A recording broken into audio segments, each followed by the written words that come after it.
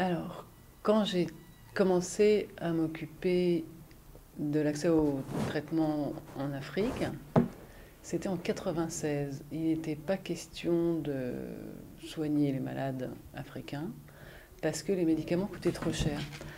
Et donc, on a monté ce projet qui s'appelait Planète Africa. Et il y avait quelques types un peu machos à ACT UP qui nous appelaient les cocottes de planète, je me rappelle. Et Planète Africa, c'était équiper des associations de malades africains avec des ordinateurs pour pouvoir discuter avec eux par le mail, et Internet s'installait juste en Afrique. Et donc on a commencé comme ça, c'était notre cheval de Troie, on a trouvé des financements pour installer des bécanes, et puis on est allé former les associations là-bas. De fil en aiguille, on a développé une stratégie pour faire vraiment du lobby sur les institutions internationales pour les obliger à accepter l'idée qu'il fallait traiter les malades coûte que coûte. Et par exemple, utiliser les médicaments génériques, etc.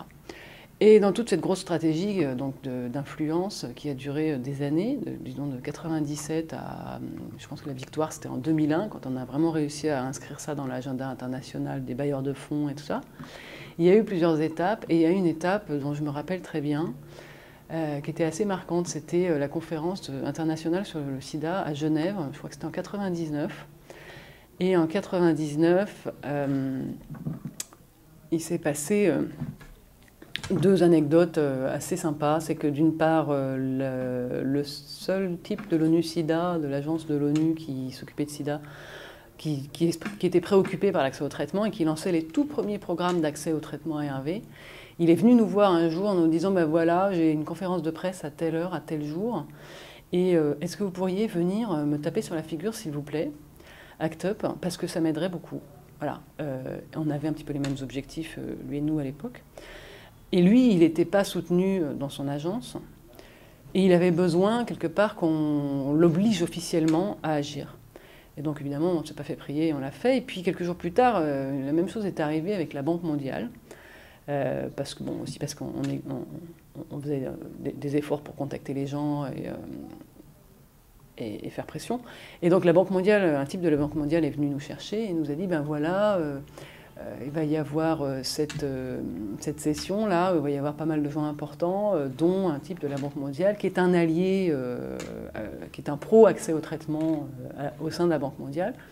Et ce serait bien que vous veniez faire l'action sur la Banque mondiale ce jour-là, parce qu'ils savaient, on les avait menacés d'une action déjà. Mais ils ont été gentils, ils sont venus nous dire quelle personne il fallait attaquer, pourquoi il fallait l'attaquer, parce qu'en fait, donc c'était un allié, et que donc ça lui donnerait un pouvoir important en rentrant à Washington, s'il pouvait rentrer à Washington et dire, vous savez, les activistes sont vraiment furieux, on ne peut plus rester les bras ballants, il faut vraiment faire quelque chose. À l'époque, la Banque mondiale ne s'occupait que de prévention, elle parlait de génération perdue, donc il y avait une génération perdue, c'était tous les gens qui étaient séropos déjà, et il fallait penser au suivant, et donc faire que de la prévention, parce que les traitements étaient trop chers. Et donc on a fait ça, on a zappé ce type en sachant qu'il le désirait, mais en faisant semblant qu'on ne le savait pas. Et on a, donc c'est ce jour-là qu'on a étendu cette grande banderole, c'était marqué World Bank, pay your debt, ça voulait dire Banque mondiale, paye ta dette. Et puis donc on expliquait que c'était rien qu'à cause d'eux qu'il y avait tant de malades et qu'il était temps qu'ils mettent de l'argent sur la table. Voilà, ça c'était 99, c'était Genève, et puis bien plus tard, enfin 3 ans plus tard, c'était Durban, la conférence de Durban, et à Durban, tout le monde était d'accord pour enfin soigner les malades du sida en Afrique, coûte que coûte quelque part, voilà, bon on n'a pas fini, mais au moins ce jour-là c'était sur l'agenda. C'est tout, c'était la commission Nord-Sud d'ACT UP Paris.